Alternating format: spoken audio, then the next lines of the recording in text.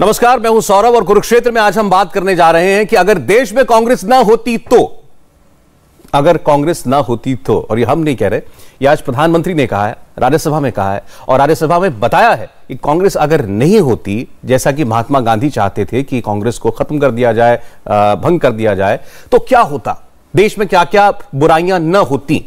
आज प्रधानमंत्री नरेंद्र मोदी ने राज्यसभा में राष्ट्रपति के अभिभाषण का जवाब देते वक्त कांग्रेस पर जोरदार हमला बोला। प्रधानमंत्री मोदी ने न सिर्फ कांग्रेस की नीतियों पर सवाल उठाए बल्कि कांग्रेस के विचार, कांग्रेस की विकास की धीमी रफ्तार पर भी निशाना साधा। प्रधानमंत्री मोदी ने अपने भाषण में एक बार नहीं कई बार कहा, अगर कांग्रेस ना होती तो क्या देश को इतनी त्रासदियां न झेलनी पड़ती। प्रधानमंत्री मोदी ने राज्यसभा में कांग्रेस राज की कौन कौन सी घटनाओं का जिक्र किया और प्रधानमंत्री की इस बात पर अब पलटवार भी होगा। तो पहले आपको सुनाते हैं प्रधानमंत्री ने आज कैसे बताया कांग्रेस अगर ना होती तो। यहां पर यह कहा गया कि कांग्रेस न होती तो क्या होता।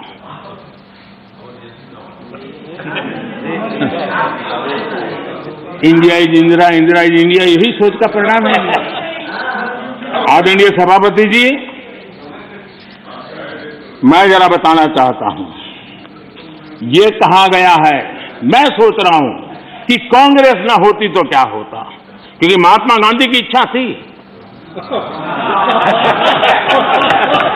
क्योंकि महात्मा गांधी को मालूम था कि इनके रहने से क्या क्या होने वाला है और इन्होंने कहा था पहले से इसको खत्म करो, इसको बिखेर दो। महात्मा गांधी ने कहा था, लेकिन अगर ना होती महात्मा गांधी की इच्छा के अनुसार, अगर हुआ होता, अगर महात्मा गांधी की इच्छा के अनुसार कांग्रेस न होती तो क्या होता, लोकतंत्र परिवारवाद से मुक्त होता। भारत विदेशी चश्मे के बजाय स्वदेशी संकल्पों के रास्ते पर चला। अगर कांग्रेस न होती तो इमरजेंसी का कलंक न होता। अगर कांग्रेस न होती तो दशकों तक करप्शन को संस्थागत बनाकर नहीं रखा जाता। अगर कांग्रेस न होती तो जातिवाद और क्षेत्रवाद की खाई इतनी गहरी न होती। अगर कांग्रेस न होती, अगर कांग्रेस न होती तो सिखों का नरसंहार न होता, सिखों का नरसंहार न होता। सालों साल पंजाब आतंकी आग में न जलता। अगर कांग्रेस न होती तो कश्मीर के पंडितों को कश्मीर छोड़ने की नौबत न आती। अगर कांग्रेस न होती, अगर कांग्रेस न होती तो बेटियों को तंदूर में जलाने की घटनाएं न होती। अगर कांग्रेस न होती तो देश के सामान्य मानवी को घर, सड़क, बिजली, पानी, शौचालय, मूल सुविधाओं के लिए इतने सालों तक इंतजार न करना पड़ता। तो आपने सुना प्रधानमंत्री ने राज्यसभा में राष्ट्रपति के अभिभाषण का जवाब देते हुए जो बातें कही, और कांग्रेस पार्टी अगर ना होती तो देश का कितना भला हो जाता, कौन कौन सी बुराइयों से हम बच जाते देश के तौर पर, ये वो बता रहे थे। हमारे साथ के शर्मा जी बीजेपी से बस जुड़ने वाले हैं, गौरव वल्लभ कांग्रेस पार्टी से जुड़ेंगे, आशुतोष वर्मा जी जुड़े हुए हैं समाजवादी पार्टी से, हर्षवर्धन त्रिपाठी जी जाने माने पत्रकार हमारे साथ हैं। स्वागत है आशुतोष जी आपका और हर्षवर्धन जी आपका, और एमएस बिट्टा साहब वो भी हमें थोड़ी देर में ज्वाइन करने वाले हैं। हर्षवर्धन जी, लेकिन पहले तो प्रधानमंत्री ने ये आज कहा कि देश के अंदर जो भी बुराई है वो कांग्रेस पार्टी की देन है। अब कांग्रेस पार्टी के प्रवक्ता आएंगे तो वो ये बता दे, वो भी एक बड़ी लंबी लिस्ट जारी करेंगे। मुझे यकीन है कि कांग्रेस पार्टी अगर ना होती तो आज देश में कौन कौन सी अच्छी अच्छी चीजें नहीं होती, हमें उनका लाभ ना मिल रहा होता। पहले तो प्रधानमंत्री के आज के इस भाषण को आप कैसे देखते हैं? देखिए, प्रधानमंत्री का आज का भाषण बहुत स्पष्ट तौर पर दो तरह का है। एक तो ये जो राहुल गांधी ने जो कुछ कहा, और विशेष करके उसमें उन्होंने जो राष्ट्र को लेकर, और ये भारतीय जनता पार्टी का बहुत, जिसको कहें कि उनके हर आंदोलन की धुरी रही है, राम और राष्ट्र, ये भारतीय जनता पार्टी के किसी भी तरह से वैचारिक कह लीजिए, सामाजिक कह लीजिए, राजनीतिक कह लीजिए, तो वो इससे पीछे नहीं हटते हैं। और इसी पर वो आगे बढ़े, चाहे भारतीय जनसंघ रहा है और भारतीय जनता पार्टी। तो एक तो उस मुद्दे पर कांग्रेस ने उनको छेड़ दिया है राहुल गांधी ने, जिस पर एक तरह से कहा जाता है कि उनकी बहुत पसंदीदा पिच है। दूसरी जो महत्वपूर्ण बात है कि 5 राज्यों के विधानसभा चुनाव हैं और राज्यों में कांग्रेस सरकार कैसे काम करती थी कि विपक्षियों को तो छोड़ दीजिए, अपना ही मुख्यमंत्री पसंद नहीं तो उसको भी हटा दिया, गिरा दिया, इस तरह से करना। ये दो बहुत क्लियर कट थे कि एक वैचारिक मुद्दे पर भारतीय जनता पार्टी आज जहां खड़ी है वो क्यों खड़ी है वो बताना। दूसरा, स्टेट्स के इलेक्शन में चाहे उत्तर प्रदेश हो, उत्तराखंड हो, पंजाब हो, गोवा हो, वहां ये संदेश देना कि कांग्रेस की वजह से इन राज्यों की क्या स्थिति हुई। मैं इसको प्रधानमंत्री के भाषण को इसी तरह से देखता हूं। नहीं, लेकिन यही बात तो विरोधी कह रहे हैं जो आप कह रहे हैं। उन्होंने कहा कि भाई अब तो पार्लियामेंट से भी चुनावी भाषण दिया जा रहा है। नहीं, निश्चित तौर पर इसमें अच्छा एक चीज सौरभ जी, मेरा ये प्रश्न नहीं है, मैं ये कहता हूं कि ये तो बड़ी मासूमियत होगी ना कि चुनाव के समय में देश के प्रधानमंत्री बोल रहे होंगे और चुनाव उनके दिमाग में होगा इन चुनाव की वजह से तो प्रधानमंत्री हैं, और राहुल जी चुनाव की वजह से ही प्रधानमंत्री क्या कुछ नहीं है, अभी नेता विपक्ष भी नहीं है, तो ये तो चुनाव की वजह से ना, तो इसको मासूमियत से इतना क्या मासूम हो जा रहा। अच्छा, आशुतोष वर्मा साहब वो कह रहे हैं कि भाई अब तो इस चुनाव की वजह से ही सब कुछ है, लोकतंत्र है तो चुनाव है तो नेता है तो पद है तो प्रधानमंत्री है, और फिर पार्लियामेंट भी सब राजनीति के बीच ही है, काम कर रही है, तो वहां से अगर वो भाषण दे रहे हैं, चुनावों के लिए दे रहे हैं, तो क्या बुराई है? नहीं सौरभ जी, देखिए ऐसा है कि प्रधानमंत्री मोदी जी ये जानते हैं कि इलेक्शन को किस तरीके से अपने फेवर में करना है और किस तरीके से भाषण को लेकर टारगेट करना है एक पूरे विपक्ष को लेकर।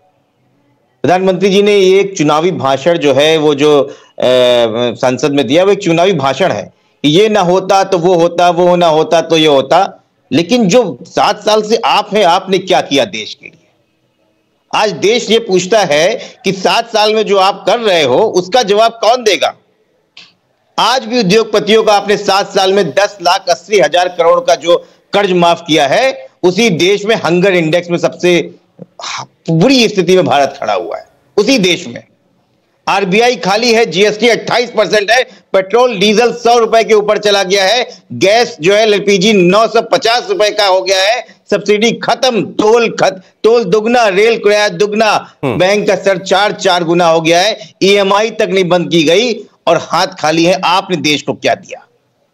ये देश पूछता है आपसे कि आप सिर्फ चुनावी भाषण देने के लिए प्रधानमंत्री बने हैं कि वाकई यहां कुछ करने। तो आप ये कहना चाहते हैं कि प्रधानमंत्री ये भी बताते हैं कि अगर उनकी सरकार ना होती तो ये सारी चीजें भी ना होती जो अभी आप गिना रहे हैं? बिल्कुल, और देश काफी अच्छे दिनों में रहता। शायद इससे अच्छे दिन, मुझे लगता है इससे बुरे दिन इस देश के नहीं आ सकते जो अच्छे दिन के वादा करके आए थे, जो ये बताने को तैयार नहीं कि हमने क्या किया। मुख्यमंत्री की बात की अभी हर्षवर्धन त्रिपाठी जी ने, एक ही राज्य में 3 मुख्यमंत्री का कार्यकाल देखा है।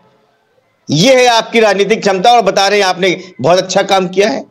अच्छा, ठीक है, बात कर रहे हैं आप। अजय आलोक जी जुड़े हैं हमारे साथ जेडीयू से। अजय आलोक जी, बहुत स्वागत है आपका। देखिए, आज चर्चा ये हो रही है कि प्रधानमंत्री आज गिनवा रहे थे अगर कांग्रेस पार्टी ना होती तो देश में परिवारवाद की राजनीति ना होती, इमरजेंसी का कलंक ना होता, आतंकवाद ना होता, जातिवाद ना होता, क्षेत्रवाद ना होता।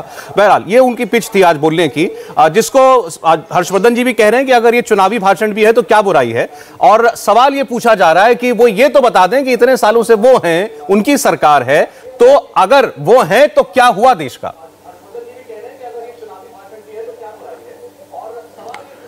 देखिए सौरभ जी, मुझे अफसोस इस बात का है कि आशुतोष जी एक पढ़े लिखे व्यक्ति हैं, चूंकि उत्तर प्रदेश में चुनाव चल रहे हैं तो उन्होंने पूरी प्रधानमंत्री जी की स्पीच को, जिसमें सिर्फ और सिर्फ यथार्थ था, उसको नहीं देखा, लेकिन उसको एंगल पे ले गए यूपी के चुनाव से जोड़ के।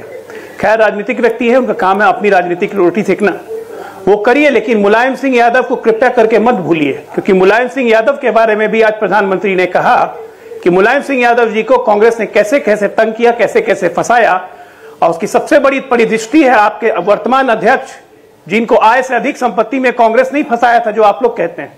तो कृपया वो सब भी मत भूला कीजिए। तो ये सब बातें विपक्ष के एड्रेस के लिए नहीं थी, ये एक परिवार, कांग्रेस पार्टी जो एक परिवार की कल्चर है। तो इसका मतलब मैं बीजेपी के पास खड़ा जाऊं क्या? फेडरल स्ट्रक्चर को धांस, इसका मतलब धांस दिया तो कोई मान लूं। सुनिए धांस दिया। आलोक जी, ये कौन सी राजनीति है? क्षेत्रीय दल को पनपने नहीं दिया। नहीं, ये कौन सी राजनीति आप बताना चाहते हैं देश को? अच्छा आशुतोष जी, इनकी बात पूरी हो जाए ना, मैं आता हूँ। आशुतोष जी, मैं आता हूँ आपके पास। एक सेकंड, डॉक्टर आशुतोष सुन लीजिए, मैं आता हूँ। देखिए, आपको सच्चाई चुभ रही है। आप कैसी बातें कर रहे हैं, आपको देखना चाहिए आप क्या बोल रहे हो। लेकिन सच्चाई यही है कि ठीक है, कांग्रेस पार्टी ने आज जो प्रधानमंत्री ने कहा गलत क्या कहा। शुरुआत करते हैं जरा शुरू। कश्मीर समस्या किसकी देन? नेहरू जी की देन। सिखों का नरसंहार किसकी देन? कांग्रेस की देन। कश्मीरी पंडितों का पलायन क्यों? कांग्रेस की वजह से। तंदूर कांड में महिला जली, नेता कौन? कांग्रेस का नेता। अरे और तो और अपने कांग्रेसी नेताओं को भी मरवा दिया। बिहार का उदाहरण दे रहा हूं, एल.एन. मिश्रा, जिनकी हत्या में डायरेक्टली नाम दिया गया था आर.के. धवन प्रधानमंत्री का। एक जस्टिस कमीशन की रिपोर्ट थी जो आज तक धूल फाक रही है। क्या गलत बोला प्रधानमंत्री ने? आप ये बताइए, मुझे एक बात बता दीजिए जो गलत बोला हो। और आप कहते हैं कि वर्तमान की बात नहीं करेंगे। वर्तमान की बात क्यों नहीं करते? क्या वर्तमान की बातें नहीं की? बजट सेशन है किस लिए? वर्तमान की बातें करने के लिए तो है। आपके इतने लोग हैं राज्यसभा में, लोकसभा में 5-5 हैं, बोले सरकार को घेरे। किससे मना किया है? वहां पे तो आप बोलते नहीं है। आज आप बोल रहे हैं देश में ये हो गया, देश में वो गया। अरे देश तो बहुत अच्छे से चल रहा है और देश चलेगा ही। किसी एक पार्टी का नहीं, देश सबका है। आपका भी है, मेरा भी। पार्टियां आती जाती रहेंगी। आप बताइए, कांग्रेस पार्टी के युवराज कहते हैं कि राष्ट्र का मतलब नहीं होता है। क्या आप मानते हैं इस बात को?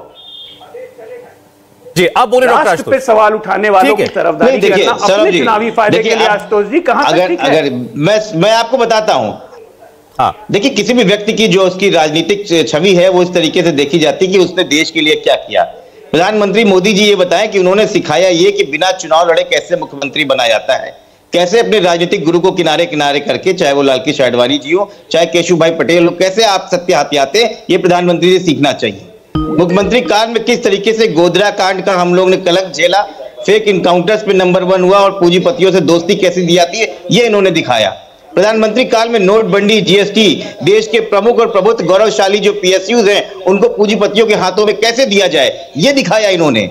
और आप विदेश नीति की बात करते हैं, हमारे यहाँ पड़ोसी देश श्रीलंका, बांग्लादेश, नेपाल, भूटान, सभी से हमारी समय रिश्ते ठीक नहीं है। आर्थिक नीति में देख लीजिए, नोटबंदी, जीएसटी, एफडीआई, 3600 से ज्यादा उत्पादों पे इसमें शुल्क बढ़ गया है। इसीलिए नोटबंदी के बाद सबसे तेजी, नोटबंदी के बाद 2017 में आप 50 मेरी बात सांप्रदायिक सौहार्द की, मेरी बात पूरी होने, सांप्रदायिक सौहार्द की हाथ यह है कि आज भी आंतरिक सुरक्षा की बात यह है कि आज भी पता नहीं है कि पुलवामा कैसे हो गया, उरी कैसे हुआ, नौगौर क्यों हुआ।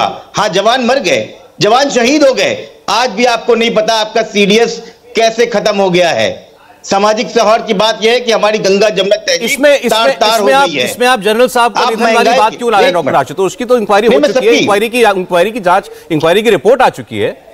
नहीं तो वो देश के सामने प्रधानमंत्री को देना चाहिए कि पुलवामा कैसे हुआ इस देश में, जहां पे एक रत्ती सुई नहीं जा सकती है, वहां पे क्यों देंगे भाई? ज्वाइंट चीफ ऑफ स्टाफ ने दे दिया ऑलरेडी, पूरे देश को पता, आपको नहीं पता।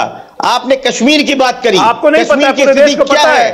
आप इलेक्शन नहीं करा पा रहे हैं कश्मीर में, आप बेरोजगारी की बात नहीं बता पा रहे हैं। देश में सबसे ज्यादा बुरी स्थिति बेरोजगारी की, आप बात करने को तैयार नहीं है। आप और हम, एक मध्यम वर्गीय आदमी 100 रुपए का पेट्रोल खरीद रहा है और आप कह रहे हैं देश को आप बढ़ा रहे हैं। अच्छा, ठीक है। एक भी इंस्टीट्यूट, इस देश का एक भी इंस्टीट्यूट ऐसा नहीं है जो पूरी दुनिया की वर्ल्ड रैंकिंग में टॉप पे चल रहा हो, और टॉप 5 में हर समय रहा है। पिछली सरकारों ने वो दिया है जिसको आप बेच रहे हो। ठीक है डॉक्टर आशुतोष, मैं आपकी बात का जवाब ले रहा हूं। के शर्मा जी जुड़े हैं हमारे साथ, भारतीय जनता पार्टी के नेता प्रवक्ता। शर्मा साहब, आपका स्वागत है। आपसे पहले यहां पर चर्चा हुई, प्रधानमंत्री ने आज जो भाषण में कहा और काफी लंबा बोले कि कांग्रेस ना होती तो उस पर जवाब ये भी हमारे साथ अभी सपा से आशुतोष वर्मा जी हैं, वो कह रहे हैं कि वो ये सब कुछ इसीलिए कह रहे हैं क्योंकि चुनाव का वक्त है, चुनाव में और कुछ उपलब्धि बताने को नहीं है, तो विपक्ष के बारे में, विपक्ष को जितना क्रिटिसाइज कर सके, जितनी गाली दे सके वो देनी है, और इसका मैसेज केवल और केवल चुनावी है। देखिए ऐसा है आशुतोष जी की, अब यदि उन्होंने पूरा भाषण सुना नहीं तो ये हमारी गलती नहीं है सौरभ जी। आपने उनका कल लोकसभा में भी भाषण सुना और आज जो है राज्यसभा में भी भाषण सुना। तमाम उपलब्धियां उन्होंने गिनाई जो इस सरकार की थी, हमारी सरकार की, मोदी जी के नेतृत्व में जो सरकार चल रही है। लेकिन जो विपक्ष वहां सदन में यदि कोई ऐसी बात कहता है जो राष्ट्र को जो है घातक हो, तो क्या उसका जवाब न दिया जाए? क्या उस पर उत्तर न दिया जाए? कांग्रेस के नेता इस देश को एक राष्ट्र भी मानने को तैयार नहीं, और किस तरह का भाषण दिया गया, उसी का जवाब जो है माननीय प्रधानमंत्री जी ने दिया। यही नहीं, ये भी कहा कि आज जो कांग्रेस की जो गतिविधियां हैं और जो उनके सहयोगी दल हैं, उसमें समाजवादी भी साथ जुड़ी हुई, आज इनकी एक्टिविटीज क्या है? टुकड़े टुकड़े गैंग के साथ खड़े होना, आतंकियों, माफियाओं, गुंडों का समर्थन करना, ये वही समाजवादी पार्टी है ना सौरभ जी। याद होगा कि गोरखपुर बम ब्लास्ट के जो सीरियल बम ब्लास्ट के अपराधी थे, उनको जाके ये कोर्ट जो है उसके ऊपर से केस खाली हटाने लगे, हाई कोर्ट ने फटकार लगाई। और क्या इन्होंने वहां पर दिया, क्या विषय कहा हटाते हुए केस को, कि सामाजिक संभाव बनाने के लिए हम हटा रहे। आप आतंकियों को, तो आपकी भी नीति वही थी जो कांग्रेस की नीति। नहीं तो जो प्रधानमंत्री ने कहा कि कांग्रेस पार्टी टुकड़े टुकड़े गैंग की लीडर है, उस गैंग का एक सदस्य आप समाजवादी पार्टी को भी बता रहे हैं। बिल्कुल। क्या इन लोगों ने कन्हैया और उस समय समर्थन नहीं किया? जो जेएनयू में जो नारे लग रहे थे, उसका समर्थन कौन कर रहा था? एक जवाब मैं ले लेता हूं डॉक्टर आशुतोष से, उसके बाद इसलिए कहता हूं जी। और दूसरी बात, एक बात आज और कह दूं, जो अभी ये जिक्र कर रहे थे, जब हम सर्जिकल स्ट्राइक किए, जब हम एयर स्ट्राइक किए, तब सबूत मांगने वाले कौन थे? अच्छा ठीक है, यही लोग तो थे। ठीक सौरभ जी, यही पूरा गैंग है ना। अच्छा, जो देश की सेना का मनोबल तोड़ता है। शर्मा साहब, मैं जवाब लेता हूं आपकी बात का, प्रधानमंत्री की बात का। अब हमारे साथ कांग्रेस पार्टी के नेता गौरव वल्लभ भी जुड़ गए। वल्लभ साहब, स्वागत है आपका। भाषण तो खूब चल रहा है प्रधानमंत्री जी का कि कांग्रेस ना होती तो क्या होता, तो हम इंतजार कर रहे थे कोई कांग्रेस का नेता हमको बताए कि कांग्रेस है तो देश में क्या है और भाजपा है तो देश में क्या है या क्या नहीं है। सौरभ जी, अगर मोदी जी 7 सालों से देश का प्रतिनिधित्व नहीं कर रहे होते, देश के प्रधानमंत्री नहीं होते, तो 45 साल की सबसे बुरी बेरोजगारी नहीं होती, भारी महंगाई नहीं होती, गैस के सिलेंडर 1000 के ऊपर नहीं होते, तेल और पेट्रोल और डीजल के दाम 100 रुपए लीटर के ऊपर नहीं होते, महिलाओं के जिन लोगों ने बलात्कार किया, सरकार उनके साथ में नहीं खड़ी होती, सुप्रीम कोर्ट के सिटिंग जज बाहर आके ये नहीं बोल रहे होते कि मोदी जी आपके राज में लोकतंत्र खतरे में है, रिजर्व बैंक ऑफ इंडिया के बिना पूछे नोटबंदी नहीं होती, बिना तैयारी के जीएसटी नहीं लगाई जाती देश में जब तालाबंदी लगाने से पूर्व लोगों के मूवमेंट के लिए माकूल व्यवस्था की जाती। तो मैं भी आपको बोल सकता हूं और अंत में एक चीज बोलूंगा कि अगर 7 साल से मोदी जी प्रधानमंत्री नहीं होते तो आज देश की जीडीपी ग्रोथ जो आज 2-3%, 1.5% रही पिछले 2 सालों की एवरेज, वो 8-9% पर होती। 45 साल की बुरी बेरोजगारी नहीं होती, युवाओं के साथ अन्याय नहीं किया जाता। इन बातों का जवाब मोदी जी कब देंगे? कब ये इन चीजों के ऊपर अपना दृष्टि रखेंगे? रुपया एशिया की सबसे बुरी करेंसी नहीं होती अगर मोदी जी देश का प्रतिनिधित्व या देश के प्रधानमंत्री नहीं होते। हम पूछना चाहते हैं कि इतनी मोदी जी को युवाओं से क्या घृणा है कि जब भी कोई रोजगार की बात करता है, मोदी जी उस रोजगार की बात नहीं करते। पूरे अभिभाषण में मोदी जी ने एक बार भी बेरोजगारी शब्द का उपयोग किया, एक बार भी महंगाई शब्द का उपयोग किया, किया था उन्होंने कहा, उन्होंने वल्लभ साहब याद दिलाया था कि कैसे आपकी सरकार में महंगाई डबल डिजिट में होती थी और इनकी सरकार में अधिकतम 5% महंगाई रही। सौरभ जी, 14 साल की सबसे बुरी WPI पे हैं हम। ये आंकड़े मेरे नहीं है, भारत सरकार के आंकड़े हैं। होलसेल प्राइस इंडेक्स पिछले 12 साल के हाईएस्ट लेवल पर है। 45 साल की सबसे बुरी बेरोजगारी पे है। देश में 4,23,00,000 युवा लोग बेरोजगार है, उनको नौकरी नहीं मिल रही। पिछले 7 सालों में 27 करोड़ लोग गरीबी रेखा के नीचे जा चुके हैं। ठीक है वल्लभ साहब, ठीक। करोड़ को मुझे यकीन है आपके पास बहुत सारे आंकड़े हैं, आप इकोनॉमी को समझने वाले एक व्यक्ति हैं, लेकिन शर्मा साहब इस बात का जवाब दे रहे हैं, आपने भी जो लिस्ट गिनाई है उसका।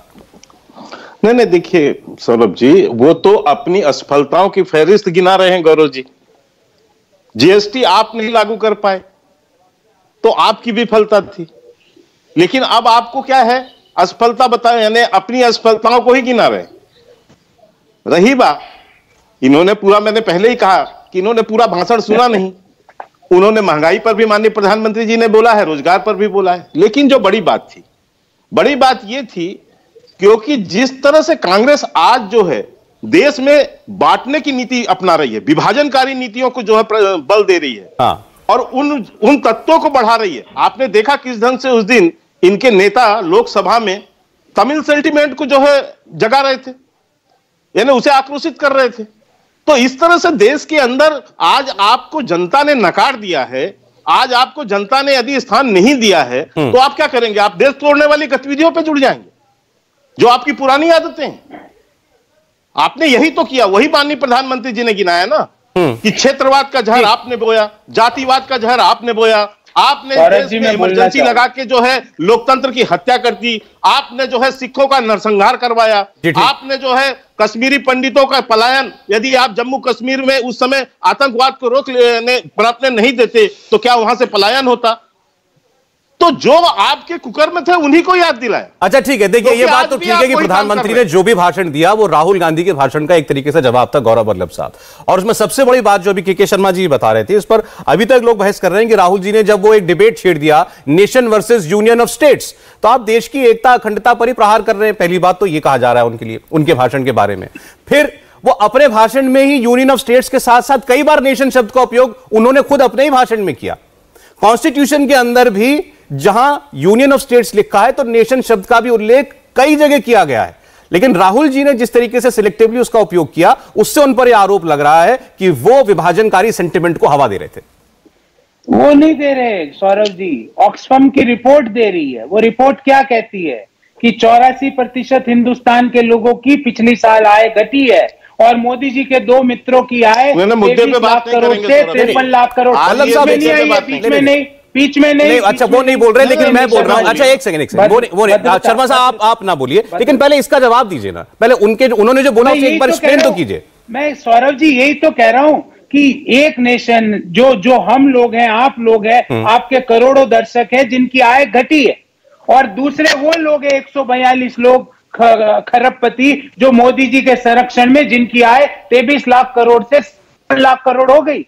तो उसका जवाब दीजिए ना शर्मा जी, क्यों भाग रहे हैं आप? ये दो नेशन की वो बात कर रहे हैं, एक वो लोग हैं जिनको आप पनपाते हो हमारी जेब से। और शर्मा जी मुझे तो लगता है आप भी मिडिल क्लास आदमी हो, आपकी जेब से पैसा निकाल के शर्मा जी मोदी जी अंबानी और अडानी को दे रहे हैं। मुझे आप एक सवाल पूछता हूं शर्मा जी, उसका जवाब दिए बिना मत डिबेट से जाइएगा। देखिए क्वेश्चन आंसर करने नहीं आए, पूरी दुनिया में बता दीजिए शर्मा जी, एक ऐसा उद्योगपति बीच में नहीं शर्मा जी, एक ऐसा उद्योगपति पूरी दुनिया में बता दीजिए जिसकी आय क्वेश्चन आंसर के लिए नहीं आए, हम तो आपका इंटरव्यू देने बता दीजिए ना, बता दीजिए ना शर्मा जी।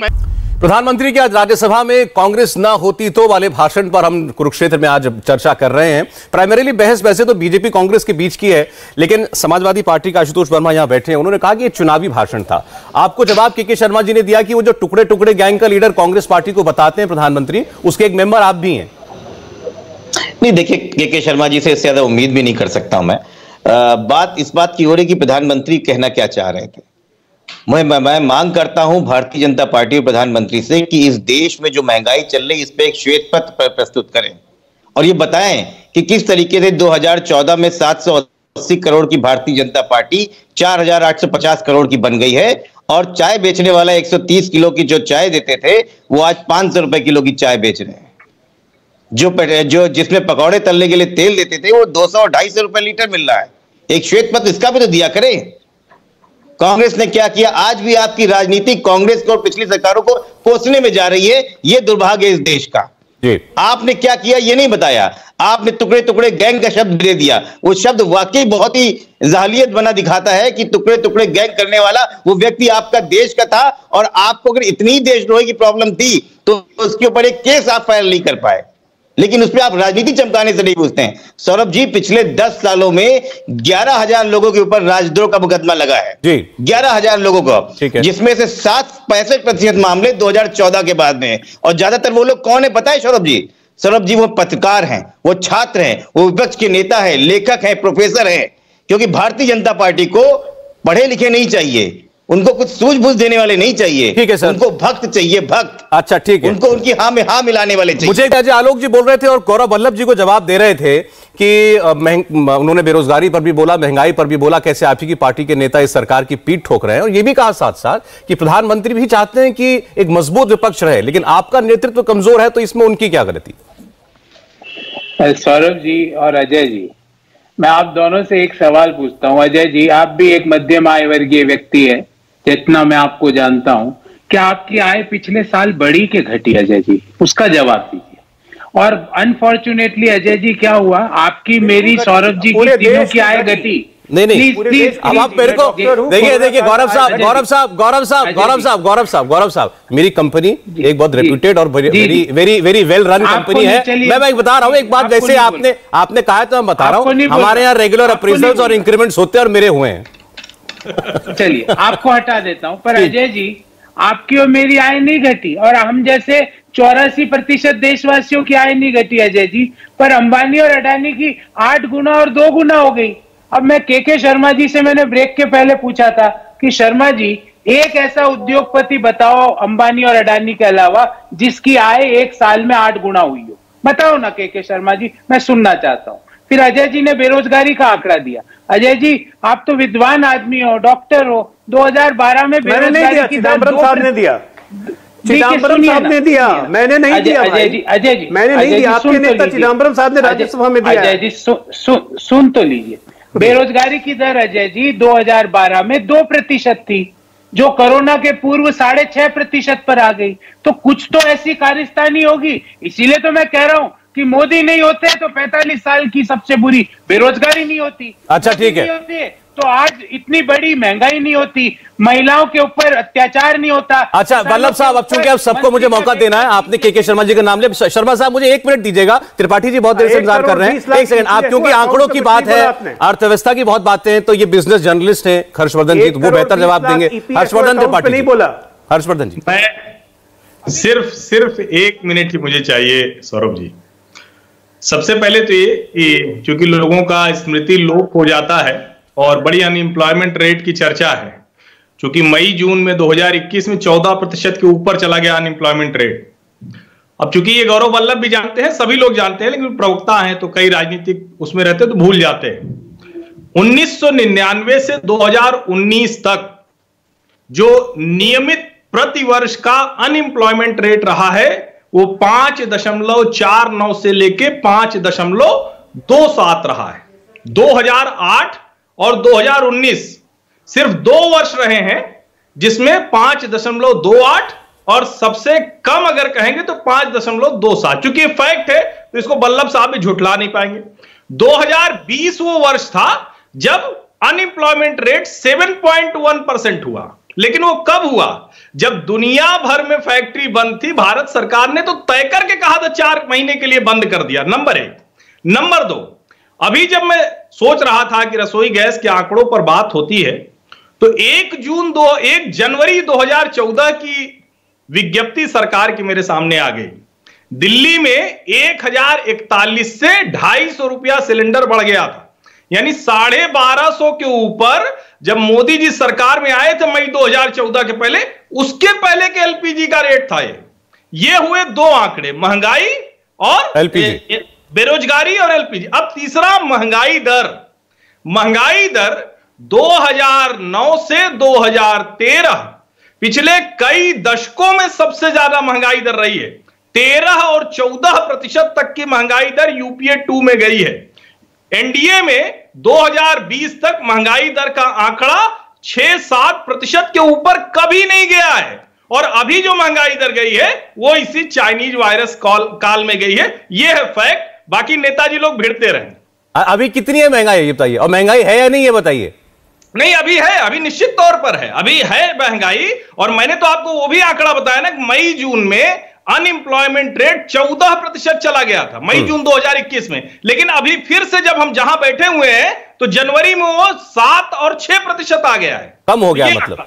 अच्छा, डॉक्टर आशुतोष भी बोलना चाह रहे हैं, गौरव वल्लभ भी। डॉक्टर आशुतोष पहले, फिर आ रहा हूं शर्मा जी। हाँ सौरभ जी, अभी जनता दल यूनियन के प्रवक्ता ने हमको सीख दी थी कि समाजवादी पार्टी कांग्रेस से सीखे उन्होंने कैसे केस लगाए हैं। अभी मैं देख रहा था कि 4 घंटे पहले ही भारतीय जनता पार्टी के सांसद छेदी पासवान ने यह बोला नीतीश कुमार के लिए, इन्हीं के नेता के लिए, कि अगर नीतीश कुमार का बस चले तो दाऊद इब्राहिम से भी गठबंधन कर लेंगे।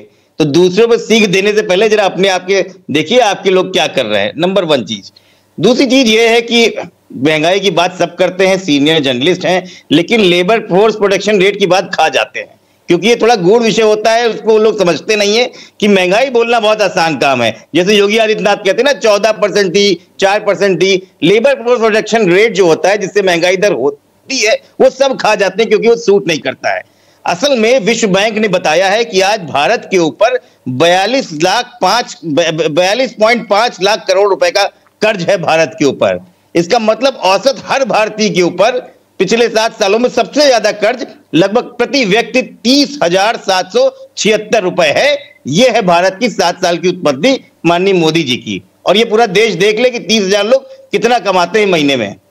ठीक है, शर्मा जी, के शर्मा जी।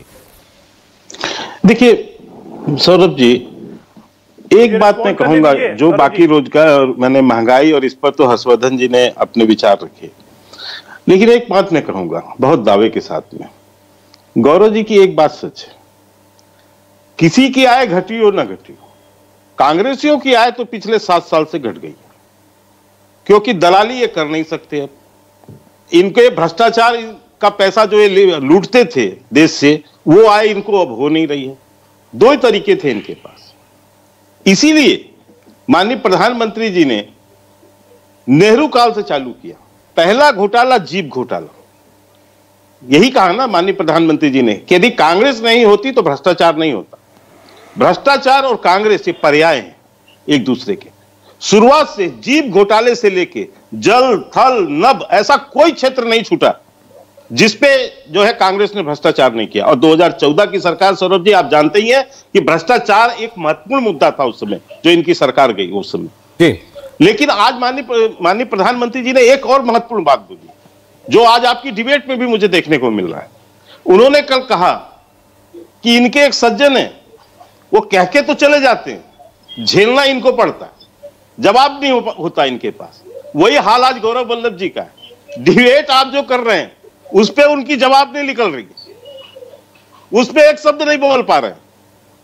ये इधर से महंगाई उधर से रोजगार, यही सपा के प्रवक्ता का हाल। तो मैं आपको ये कह रहा हूं कि जो वास्तविकता है, क्योंकि वो राष्ट्रपति अभिभाषण है, उसमें तमाम विषयों पर बात की गई है जी, पूरी उपलब्ध मैन्युफैक्चर सेक्टर से लेके सर्विस सेक्टर से तमाम बातें, तमाम उपलब्धियों की बात की गई। लेकिन जो महत्वपूर्ण बात यह भी था उसमें, क्योंकि उसको ठीक कहा अजय जी ने कि भाषण ये सुनते ही नहीं है, केवल ये तो एक सेलेक्टिव उसमें जवाब नहीं दे पाएंगे ना, क्योंकि अपने नेताओं के भाषण को भी इनको सुनना पड़ेगा। अच्छा ठीक। जब देश तोड़ने की बातें आप करेंगे, जब देश के अंदर विभाजनकारी नीतियां अपनाएंगे, जब अलगाववादी ताकतों को आप ताकत देने की बात करेंगे, और जिस ढंग से आपने खुलेआम जो है एक धर्म विशेष को भी अपमानित करेंगे, और ये काम केवल कांग्रेस नहीं करती, समाजवादी भी यही काम करती। अच्छा जरा एक मिनट, अच्छा ठीक है, गौरव जी से वो सवाल हुआ था राष्ट्र वाला, आप देखा राहुल गांधी के भाषण में विभाजनकारी ताकतों को बढ़ावा मिला, तो ब्रेक आ गया था बीच में। एक लाइन, अच्छा ठीक है, बोल लीजिए। मैं इसलिए कह रहा हूं कि मुजफ्फरनगर का दंगा ये समाजवादियों का चेहरा उजागर कर देता है। अच्छा सर, उस दंगे में दोनों पक्ष के लोगों के नुकसान हुए। अच्छा चलिए, जेल में रहो के मुजफ्फरनगर दंगे में मुसलमानों को, तो इसलिए मैं आपको कहना चाहता हूं, आए मुजफ्फरनगर दंगे में, याद नहीं है क्या? 12,000 युवाओं के ऊपर केस लादा था आपने, याद है आपको? 3 बार सुप्रीम कोर्ट से आपको लताड़ पड़ी है, अपने ऊपर 3 बार लताड़ पड़ी है इसके लिए। सब सारे केस, तो ये आप जो है ना, ये आपने सरकार चलाई है, तुष्टीकरण का नीति, ये जो तुष्टीकरण आप करते हैं, अपने ऊपर केस हटा लिए, इसीलिए मैं आप कह रहा हूं। अच्छा चले ठीक है, अरे इतना मोदी जी इतना बोले कांग्रेस पार्टी के लिए, जरा आपका जो मूल प्रश्न था उसका जवाब ले ले। हम वो सवाल हुआ था गौरव जी से, ब्रेक हो गया तो वो बात वहीं की वहीं रह गई थी कि राहुल गांधी जी विभाजनकारी सेंटिमेंट को बढ़ावा दिया उन्होंने। इसका जवाब दीजिए, ये राष्ट्र की परिभाषा, यूनियन ऑफ स्टेट, ये सब बातों का क्या मतलब था? सौरभ जी, मैंने तो शर्मा जी से हाथ जोड़ के एक ही सवाल पूछा कि शर्मा जी आपकी और मेरी आय घटी, अजय जी की घटी, 84% हिंदुस्तानियों की घटी, एक ऐसा और उद्योगपति बताओ जिसकी आय 8 गुना बढ़ी, अडानी और अंबानी का। ठीक है, आपने नहीं बताया। फिर शर्मा जी, मैंने तो आपसे बहुत हाथ जोड़ के एक ही सवाल पूछा था कि ये इतनी बेरोजगारी क्यों हुई, और सीनियर जर्नलिस्ट साहब ने एक आंकड़े दिए। प्लीज वल्लभ साहब, आप देखिए समय चला जाएगा, आप जो सवाल हुआ उसका भी जवाब दे दीजिए ना। नहीं गलत नहीं, आपके शो में सीनियर जर्नलिस्ट साहब ने गलत बात कह दी ना, सीनियर जर्नलिस्ट साहब की गलती तो सुधारनी पड़ेगी। फिर जवाब दे दीजिएगा, लेकिन राहुल जी की बात कहाँ? त्रिपाठी जी 2% थी बेरोजगारी की दर 2012 में, जो 6.5% हो गई 2018 में। आप क्या आंकड़े पढ़ते नहीं हो? आपको क्या कागज नोटबंदी भवन से आ रहा है क्या त्रिपाठी जी? आपका कागज क्या नोटबंदी? वाह, मीडिया पे आरोप लगा। अच्छा, दूसरी बात त्रिपाठी जी, कांग्रेस आराम से सुनिए, मतलब आराम से सुनिए, आराम से, उसके बावजूद आराम से उत्तेजना नहीं। आप सीनियर जर्नलिस्ट हैं, नोटबंदी भवन के कागज से पढ़ के मत बोलिए, आप सीनियर जर्नलिस्ट हैं। झूठ मत बोलिए ना राष्ट्रीय टेलीविजन पे। शर्मा जी, झूठ मत बोलिए। आपने कहा करप्शन, ये येदुरप्पा को क्यों हटाया था शर्मा जी? ये यहाँ पे उत्तराखंड में 3 मुख्यमंत्री करप्शन के कारण ही तो हटे। हिमाचल का आपका प्रमुख करप्शन के कारण ही तो हटा। और सीनियर जर्नलिस्ट यहाँ आके गलत आंकड़े दे देते हैं आपके शो में। आपके मुताबिक अच्छा नहीं गौरव साहब, आप कह रहे हैं उनके आंकड़े गलत है, वो कह रहे हैं आप गलत बात कह रहे हैं। वो अपने आंकड़ों पर कायम है। मैं हर साल का आंकड़ा मैंने खोल कर रखा हुआ है, सरकारी वेबसाइट मैंने रखा हुआ है, मैं बताऊंगा। आप वर्ष बताइए, मैं आंकड़ा 45 साल की सबसे बुरी बेरोजगारी हुई। ये सीनियर जर्नलिस्ट साहब नहीं है, ये सीनियर कोरोना काल में 45 साल की सबसे सीनियर बीजेपी जर्नलिस्ट, क्योंकि नहीं गलत बात है गौरव जी, ये गलत बात है गौरव जी, ये गलत बात है। ऐसे किसी के ऊपर आप ऐसे तोहमत मत लगाइए। आपको उनके आंकड़ों से एतराज है, आप अपने आंकड़े दीजिए, हम यहाँ बैठे हम बता देंगे आप सही है या ये सही है। 6.5% क्यों? गौरव वल्लभ एक आंकड़ा तो बता के जाइए। आप तो पढ़े लिखे प्रवक्ता हैं, आप तो बड़े अर्थशास्त्र के आंकड़े तो बताइए। चोट नहीं, चिल्ला चोट नहीं। फिर आपने रसोई गैस की कीमतें बताई।